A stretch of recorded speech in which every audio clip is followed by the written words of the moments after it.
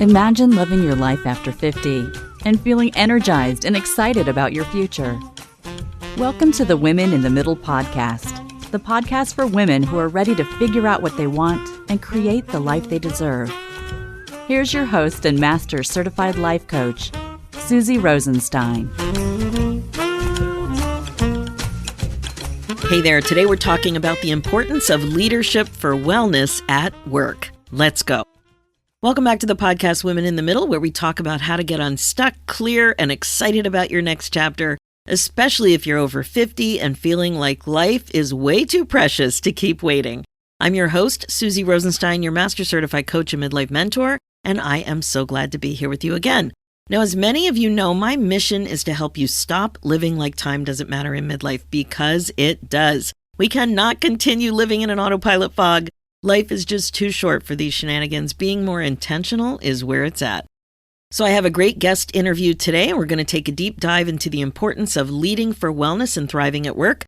Work is one of those places where you may be showing up on autopilot. Perhaps you've even lost track of who you wanted to become, especially now in midlife. This happened to me right on time, around 50. No surprise. Well, it is possible to thrive at work and focus on overall well-being. Leadership can make a huge difference. But just quick, there are two things I want to make sure that you know about. As a listener of the Women in the Middle podcast, I wanted to make sure that you know how we can work together. You might know that I help midlife professional women get unstuck and reconnect with their desires so that they can move forward with clarity, confidence, and courage, fully honoring the privilege of aging and embracing what is still possible. It's so important to stop wasting any more time feeling stuck. In the end, it's all about regret-proofing your life, my friend. And the fastest way I know how to rediscover joy and purpose after 50, that is for sure. Coaching is great. It can be so helpful. I have a variety of options available, both private and group coaching. The best thing to do if you're curious about what it would be like to coach together and actually put yourself first is to please reach out and see what might be a good fit for you. Head over to www.talktosusie.com. And the other thing is that I now have a quiz that will help you find out what's keeping you stuck and understand what your future self is craving. It's free, it's fun, and it's fast. Go to www.midlifequiz.com and help yourself get the insight you need to go after what you're excited about in your next chapter. Again, head over to www.midlifequiz.com. Okay, now let's dive in. Today's interview is about leading for wellness and thriving at work in midlife. My guest today is Dr. Patricia Grabarek. We're going to be digging into the importance of leading and leadership for wellness and creating a corporate culture where everyone thrives. In today's hustle culture, burnout feels inevitable. But what if it wasn't?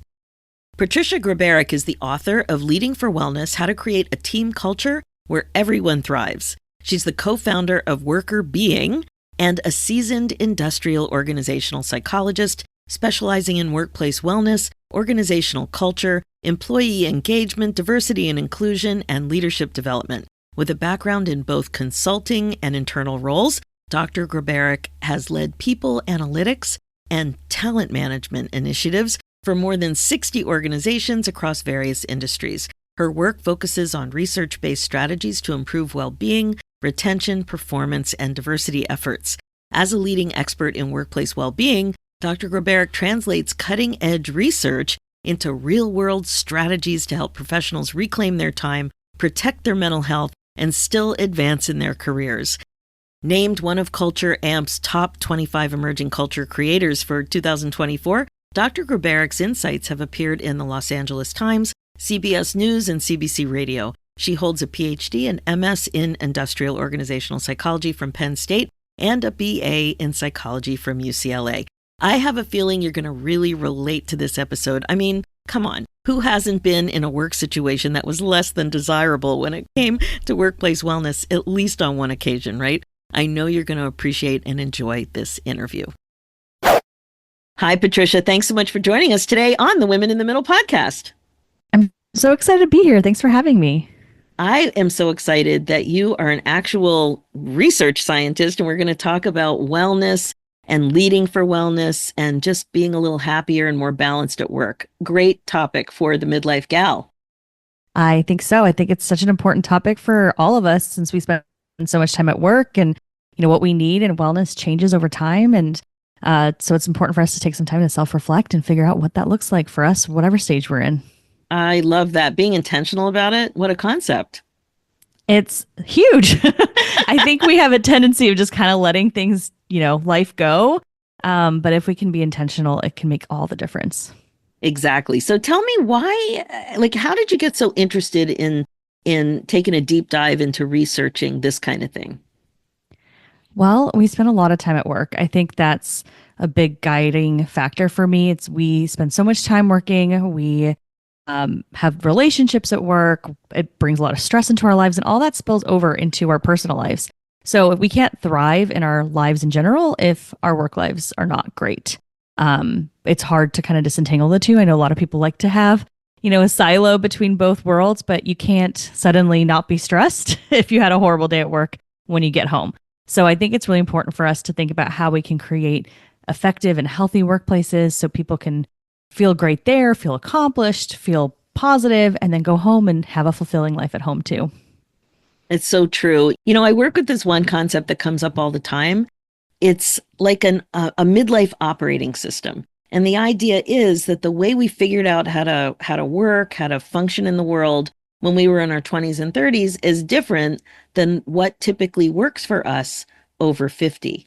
And it sounds like that's exactly what you're talking about. So we need to connect with ourselves again and figure out, like, does this schedule work? Does the way I'm bringing work home work? Does the way that I'm working with teams work? What about the way that we as a workplace deal with special requests when people need to have extra time to support their aging parents? Is that the kind of thing that you are talking about?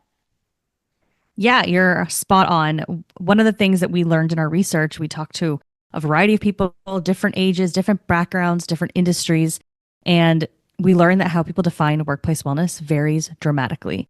Each person has their own definition, what really matters to them, what boundaries they care about. And not only do they have their own unique definition, but it changes over time. When you have a newborn, what you care about, what you're thinking about is very different than when you have a high school kid, right?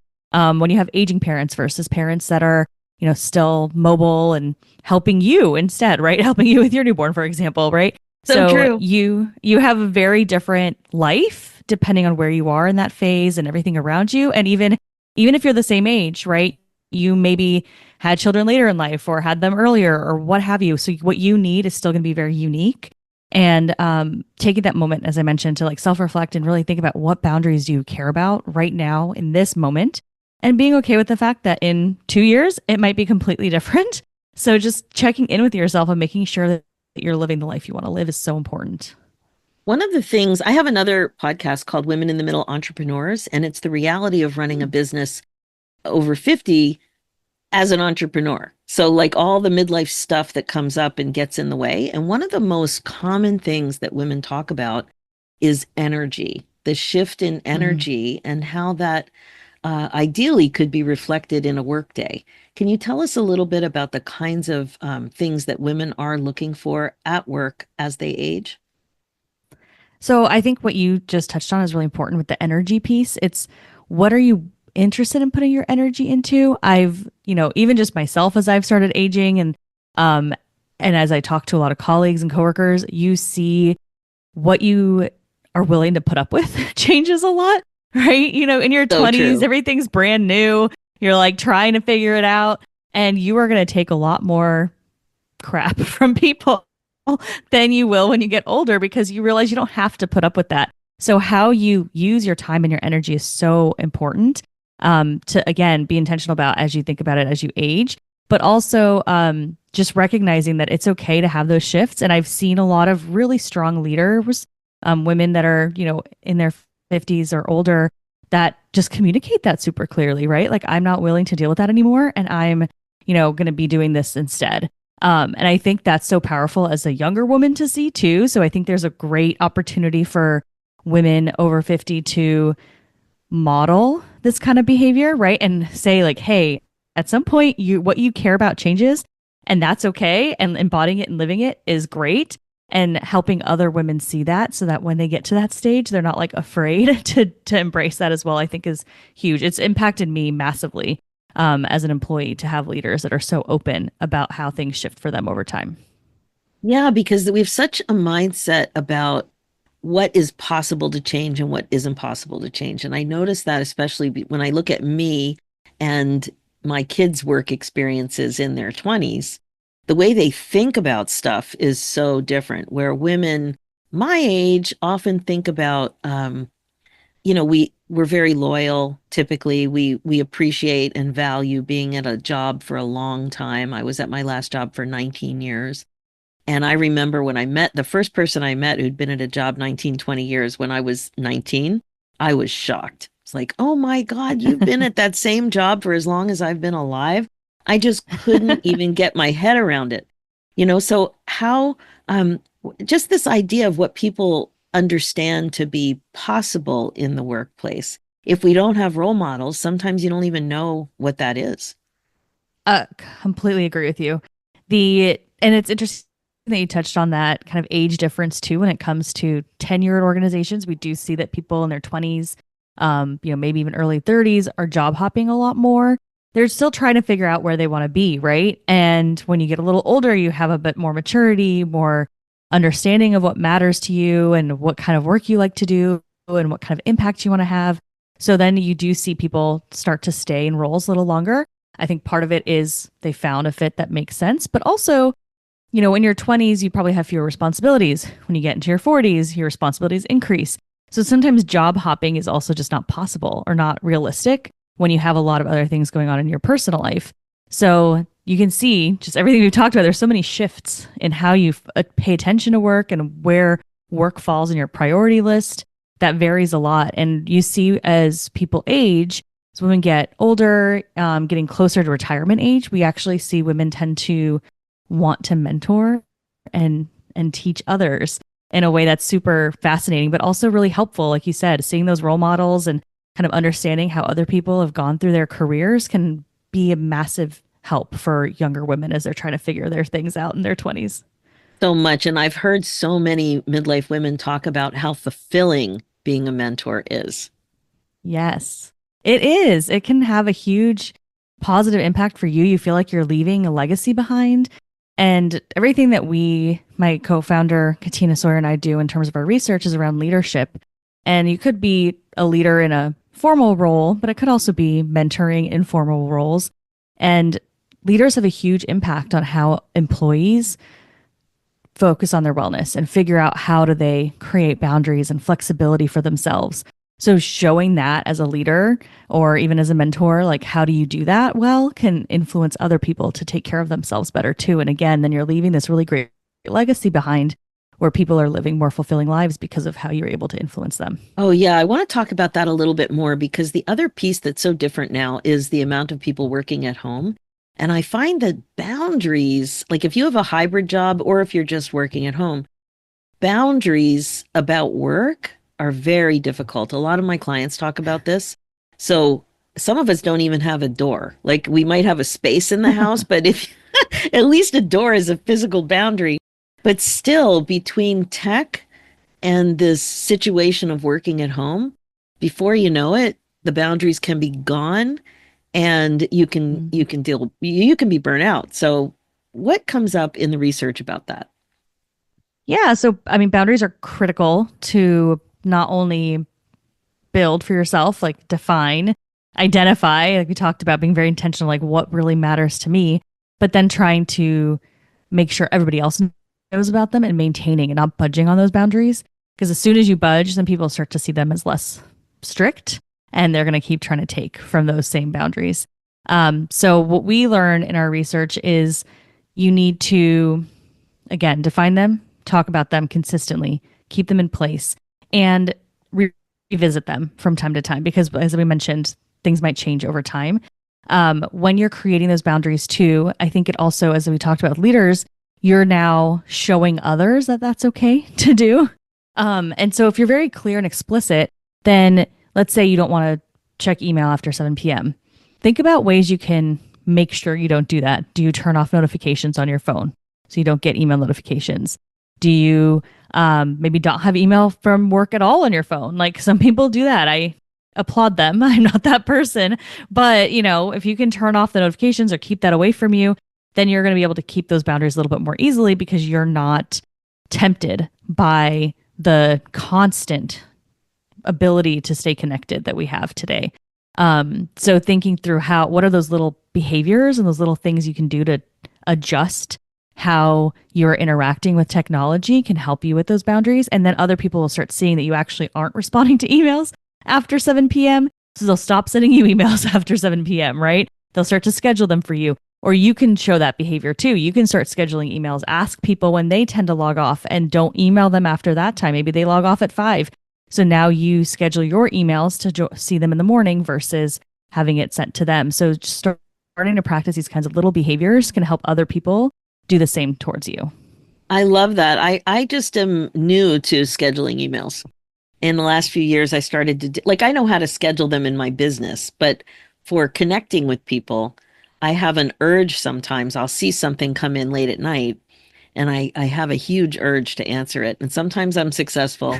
Sometimes I at least schedule a response for 8 a.m. just to get it off my plate. But why am I reading it in the first place is the better question.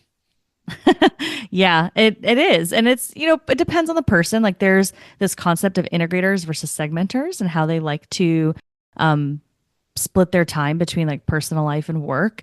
And I think a lot of us are becoming integrators because of technology. So basically you might work a few hours, then go to the gym, then come back and do a little more work and then go and make dinner for your family, then do some more work, right? So you're kind of switching back and forth between the two.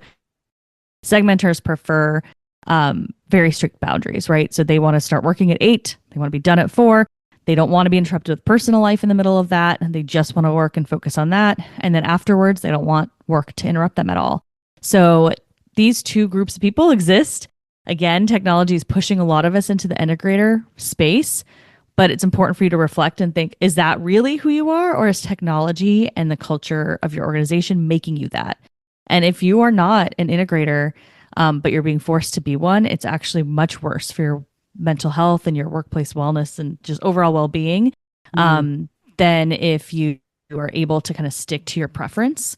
So taking some time to reflect on what you care about in that space helps you think through what are the boundaries that I need to be setting. But even integrators need to have an end time. A few hours before bed is critical so that you can sleep better. So I think just figuring out what that balance looks like and then knowing if you're working with a segmenter, perfect person that you should schedule emails for, right? Because you don't want to interrupt them. And then a segmenter knows maybe at noon, this integrator is not around because they're an integrator and they can understand why you're not there and kind of balance, how they communicate with you as well. So they're not feeling frustrated that maybe you're not as responsive in the middle of the day because you are integrating instead. One of the challenges I've had at home with boundaries is, well, first of all, the people that I share my home with. There's that problem. But it's the pets. Even when we got on our call, the one pet thing happened and also the doorbell rang. And so it's so, I find it difficult to set boundaries at home that encompass all the situations that come up. Sometimes it's so frustrating and it's so stressful because I try and I have everything. It looks like it's under control, but then it's not. What suggestions do you have for managing your space when you're in a hybrid situation or you're working from home? Yeah, I think remote work definitely lends itself better to integrators because of those things, right? Things that just kind of influence your day because of the natural setting that you're in. I think for things like the doorbell and things that if you weren't home, what would they do? They would just leave, right? You can do that. It feels weird to do that, to not open the door if you're at home. But if you are saying this is my work time and I don't want to be interrupted by personal things, you just ignore it. It's going to take a little practice for sure. Pets are harder because they know you're there and they're going to keep bothering you. So I think for them, there's maybe some solutions. If you have a pet sitter that could come and help from time to time. We take our dog to daycare, for example, once a week and And that helps. So he gets a bunch of energy out before we're bringing him home and we have a whole day where we don't have to worry about taking him out or, you know, even though we love giving him cuddles, but we don't have to give him cuddles during the day that day. So those kinds of things can help support, just like with, you would with kids, right? You would take them to daycare, find some other activity for them so that they hopefully wouldn't interrupt as much. So there's things to consider that way, but trying to figure out how you can make your space a little more sacred, even if you don't have a door, so that it's just for your work. Like Fort Knox, can help like maybe I'll go to a hotel. Maybe that will work. A hotel. Some people do invest in like those, I forgot why am I blanking on the term? WeWork type things. Yeah. Those can help. Some people those go to coffee shops. Those shared workspace things. Yes. Yeah, the coffee shop if you don't have to do Zoom calls. I know one of my sons was doing that, and then there were Zoom calls, and it couldn't happen. Yeah, it does make it harder if you have to talk on the phone. But if you need some focus time, and you might be interrupted because there'll be people around you, but they're not going to be talking to you necessarily, right? Put on your headphones, and you could maybe get some stuff that way. Part of the problem is my own lack of effective planning. So I'm pretty good at planning, but the doorbell that happened today was a schedule got changed with somebody who cleans the yard, and it got shifted to today. And because it's not a normal day, it didn't occur to me that it was going to affect me at work. So even though I reviewed it last night and I reviewed it this morning, I missed it. So sometimes I find that to have your own back in these situations, you really have to be so good with your calendar, like to really appreciate everything that's happening. I was just thinking too, I don't use this feature yet, but I understand that Amazon has this garage feature now. Mm-hmm. And so that would be a way of not being interrupted by a common doorbell situation. Yeah, that does help, right? Because they now have the little code. They can drop off the package in the garage. But I think you're right. Planning is a big piece of it when you're working remotely or hybrid. Especially hybrid, I think, because you have to switch between being at your house and being at work. And so do I have a commute or no commute? And what does that look like for my day? One thing I encourage people all the time, and, our research backs this up, or a lot of research backs it up, that when you're remote, you tend to work more hours.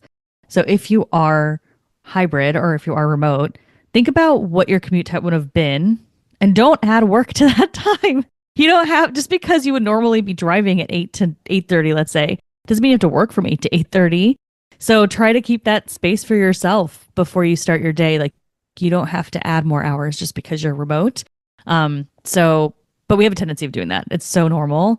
So trying to be very intentional with your time in general is my recommendation, kind of across the board, as you hear. Definitely. So another thing that you mentioned is the important role of role modeling from women leaders, especially for women. And one of the things that comes up so much with women over 50 is the caregiving responsibility for senior parents and how that impacts work. It creates so much stress because usually the work situation isn't as flexible as the situation that's needed for caregiving and doctor's appointments and all the stress and paperwork and everything that goes into supporting your parents and transitioning whatever is going on with them. So what do you say to that? Like, is this kind of flexibility something that's negotiated if it's a new job, or if you are male managers and leaders as aware of this stuff as women leaders as we age? What do you see in that sort of situation? I do think when you touched on the gender difference, there is a lot of variability in how people view caregiving. And I think a lot of men often are not in those same positions, right? We hear that daughters are typically the ones that are taking care of their parents. So unless they don't have a sister, they're probably not in that position. Or if they haven't seen their wife go through it, for example, they may not kind of understand the caregiving piece. I think what's really important is creating strong relationships with your leadership to be able to communicate what's going on. But the other thing that a leader can do is create a microculture within their own team. So that I think is very important. And as a leader that maybe has caregiving responsibilities and has a lot of things that they have to be flexible with. If you create a microculture on your team where everybody's very transparent about their boundaries, their needs, you're having very strong relationships with your employees, they will help you. Like it's, you can create flexibility for yourself by having a great team and being flexible with them, right? So if you're at a phase where you're now caregiving for older parents, maybe you have someone on your team that has a young child, for them, what's really important is drop off, right? You give them some flexibility, you cover things during that time period. But then for you need to step out in the middle of the day for an appointment, like you mentioned. So now those individuals that don't have those same responsibilities can step in and help out and kind of be the first point of contact during those moments for you. So if you create a really great cohesive team, they all support each other, right? And employees want to support leaders that care about them. They're much more loyal to those leaders that really take care of their wellness and will step up and help out when you have something on your plate. So I think that can make a huge difference if you can create that kind of a culture where people are helping each other on your team, and they'll start to help each other too. So you're not the only one that has to step in when someone has a challenge that they're facing, or their kid randomly gets sick and they now have to be gone. You're not the only one that has to do everything, because the team has that kind of microculture where other people will step in and help. So you're kind of all helping each other out to balance things outside of work. Oh, that's so good. What can you tell us about stress signals that you might be ignoring? You mentioned this in your research, and I would just love to know more about that. So stress signals from yourself or from others? Like you're ignoring other people's stress signals? When you're nearing burnout. Okay. But that's an interesting question to flip it. Yeah. We can do that too. Yeah. I mean, there's kind of both, right? Think for yourself, if you're starting to feel more tired than normal and you don't know why, that's a good one. The other thing is if you loved your job, right? So you really loved your job and suddenly you're becoming more cynical about your work. That's a big sign of burnout. That's what I think people don't really talk about, right? You can think about being physically tired, mentally tired, but the cynicism that comes in with burnout is often a surprise for people. And it's just suddenly they're like, well, I hate my job. And it's like, well, why do you hate your job? Did you hate your job? Did something happen? Like, yeah, maybe your boss changed and they're horrible and what have you, but it could just simply be that you're getting to the point of burnout. And now because you're so exhausted, you have this cynicism around you in the work. So I think paying attention to how your emotions about the job change is a good sign to notice. Wow, I haven't heard that before, but I can totally relate. And I'm thinking back a little bit to when I was in my job too long. And I described my situation as not feeling content anymore. There was definitely some cynicism, but I just wasn't as comfortable with it. But I wonder if it was the same thing. I'm not sure. It's fascinating. Yeah, because I was there a long time. Another thing that you mentioned in your notes is micro breaks. Can you tell us a little bit more what a micro break is and why you can have such a big result from it? Yeah, taking breaks from work throughout the day can really help your energy levels. And even like these micro breaks are like 1 to 2 minutes. And there's been research around how you use that time that can really help boost your energy. And there's a couple of key ones that I'll mention. So one is mindfulness. So I know some people have a hard time getting into meditation, but 1 to 2 minutes is very short. Close your eyes, play a guided meditation, and that will help you block out everything else around you and get you into a mental space that's a little bit easier to handle any stressors that come into your day, right? And it just kind of resets you. So those are so helpful. But another micro break that was studied recently was around just watching funny animal videos.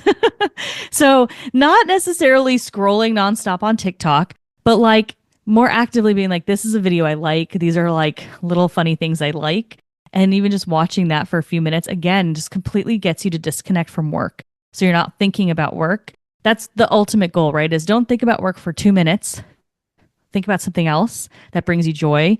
And whether that's watching a video, whether that's the mindfulness, even like reading a chapter of a book, listening to a bit of a podcast that you like, calling a friend for 5 minutes, those kinds of things can really help you boost some energy because it brings like a light of positivity to your day and helps you kind of manage stress and be a little more resilient over time.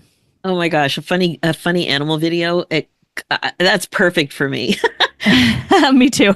I have so many of them. I love that so much. Something I do as well is I'm in a split level house. So when I need a quick break, I'll just do a fast walk around the house. I go up the halfway. It's the Brady Bunch around here, right, with the house. So I just go up and down flights, just do a complete walkabout, and it's like a change of scenery, even though it's brief. Or Hmm. I'll go out back and I'll weed a little bit. I'll pull some of my weeds out of my garden bed just for a few minutes. I find that relaxing. It's a break, except then my hands are dirty, but that's okay. Go wash my hands. You can wash them. Yeah. But Yeah. I, And I I think love that. what, yeah. And I think what you're mentioning there is like, those are all activities where you're not glued to your technology that you're working with, right? So for people in the types of jobs that we're talking about, right? You're in front of a computer all the time. So getting something away from the computer, yeah, funny animal video is probably on your phone. So that's not quite the same. But if you can get away from your computer, that's where you're going to see the best magic for sure. So I love that, taking a walk around. And like you said, sometimes you have a different space in your house. It's like not your workspace. So going into that space, going onto the balcony, into the backyard, those kinds of things can really help you. And playing with your pets is a huge one because, like, my guy's sleeping right now, but he's big, he's entertaining, he's so sweet. So I love hanging with him. And I also have this little parrot. I'll go over and just do a few little, get her to talk a little bit with all the little things I've taught her to Aw, say over the years. Get a little kiss, she'll give me a kiss. that's It's cute. really cute and it's a lovely little break. And actually, I know we talked about pets potentially being disruptive, but there's not a ton of research on this, but there's a little bit of research around pets at work and how they can help manage stress. Because we know, right? There's emotional support animals for a reason. It's because they bring us a lot of joy and unconditional love in a way that you don't get from your colleagues, I hope. Who else has given me So a kiss in the middle of the day? Nobody. exactly. So animals can really help manage stress at work.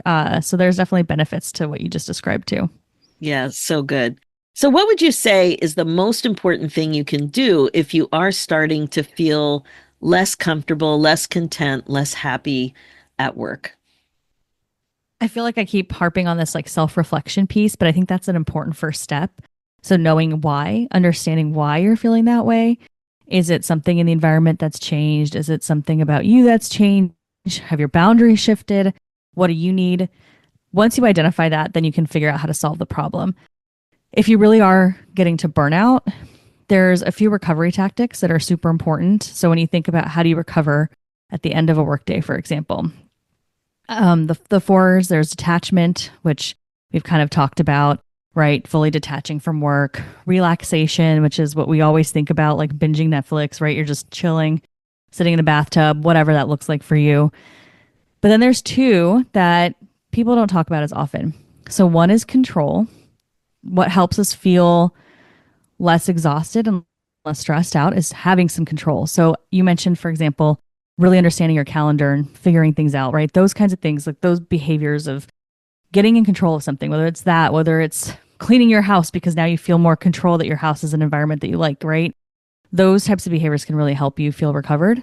But the number one recovery tactic is one called mastery. And it's basically learning something new, but it's not learning something new that's work related, but learning something new that you're excited about and will make you feel accomplished. So it could be mastering a new recipe. It could be a new language. It could be learning how to crochet a scarf, whatever that looks like for you. Can vary a lot, but I think it's going to be the most impactful. So if you're having a really stressful time at work, or if you're starting to notice some of those burnout signs, take some time to find a great activity outside of work that will help you feel that mastery. Trisha, I'm so glad you mentioned that because I'll never forget this one episode I did where I interviewed a psychologist who focused on long-term relationships. Mm. And I'll link this in the show notes because I can't recall the episode right now, but she said that one of the most important things you can do is to do something novel together.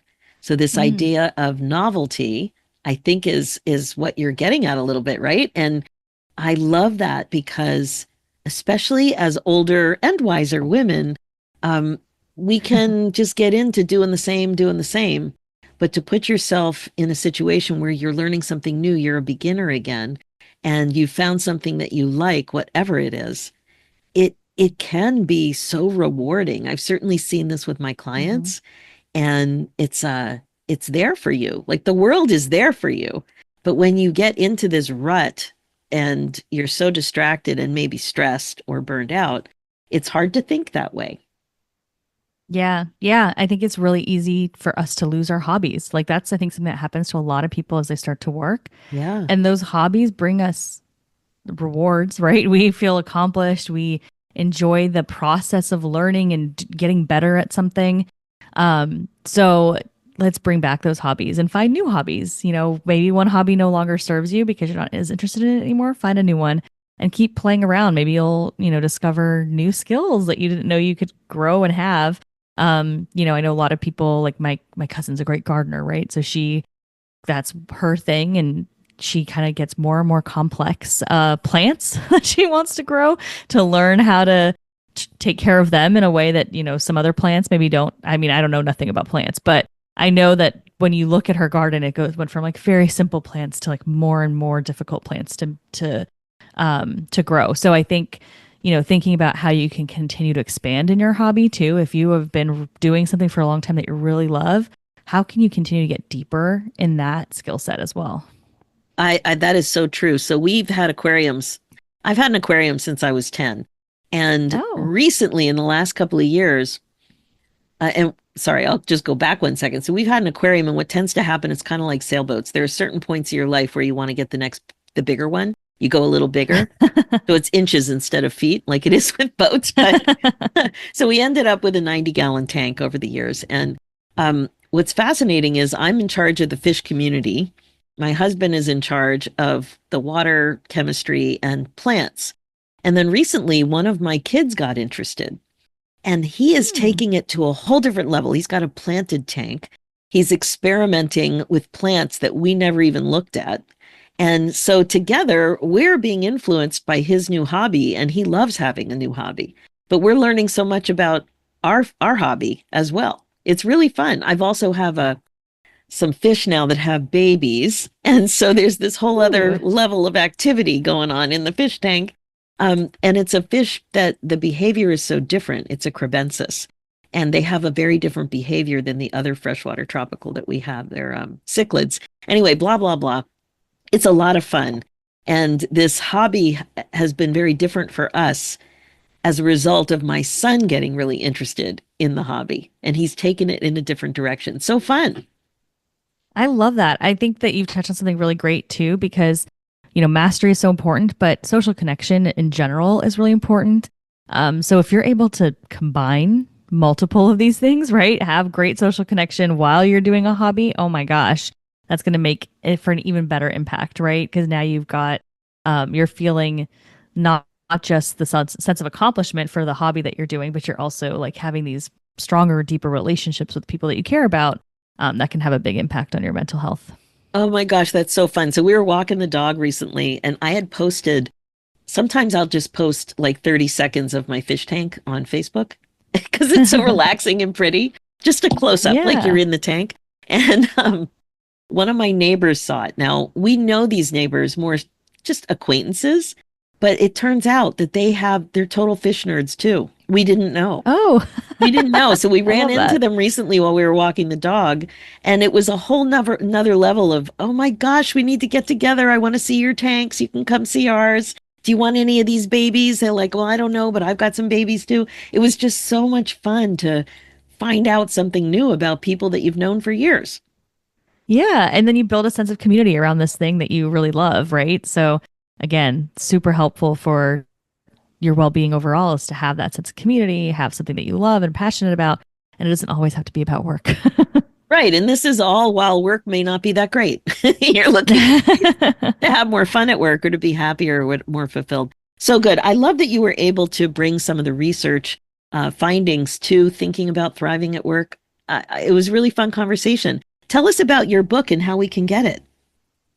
Oh, yeah. Well, my book, it's called Leaning for Wellness, and you can get it pretty much at any bookstore, Amazon, Barnes and Noble, Bookshop, what have you. It's all about our research on how to create a thriving work environment for your team. So it's geared towards leaders, but again, it could be leaders that are not necessarily formal in title, but have influence. And ultimately, it's a guide on the types of behaviors that create that positive and healthy work environment, that create those microcultures I talked about, where the teams are helping each other and supporting each other and really allowing for flexibility that's individual based on the person's needs. So yeah, I hope people pick it up. We have a bunch of worksheets in there, action planning, so that you can take what you're learning and put it to action right away. That's awesome. So that's Leading for Wellness, How to Create a Team Culture Where Everyone Thrives. And you can find it just about anywhere, it sounds like. Yeah, exactly. Amazing. And how can we get a hold of you? You can find me on LinkedIn. I'm on there all the time posting. Also, workrbeeing.com is my company's website. So Workr Beeing, WORKR BEEING. And you can email us there. There's a contact form. So if you have any questions or need anything from me, you can find me there. Amazing. Patricia, thank you so much. It was a really fun interview. I love the work you're doing. And I know I got some good tips today. And I'm sure as a listener today, you also did. So check out the book. And thanks so much for coming on. Thank you for having me. Okay, that's it for this episode. So many great ideas, right? I left this interview feeling encouraged. How about you? As Patricia believes we spend so much of our lives at work, we deserve to thrive there as well as outside of work. I couldn't agree more. All right, thanks so much for listening to the Women in the Middle show. My focus as your regret-proofing midlife coach is to help you waste less valuable time and get on with the good stuff. Remember, being the queen of your brain domain is the best way to be, my friend. It's time to stop waiting for the right moment and start creating the happiness, excitement, joy, and fulfillment that you crave. Reach out if you'd like to talk about coaching together. I have several options that might be a good fit for you. Head over to www.talktosusie.com. And don't forget to check out my new midlife quiz to discover what's been keeping you stuck and learn what your future self is craving. Go to www.midlifequiz.com. For show notes and links, go to susierosenstein.com and click on the podcast tab and look for episode 437. You'll also see a link there for my other show, The Women in the Middle Entrepreneurs, which is all about the reality of running your business when you're a midlife gal. It's also on iTunes, Spotify, and all the places. Let's do this, ladies. It's time for you to put yourself first, one thought at a time. Thanks so much for listening, and I'll talk to you next week.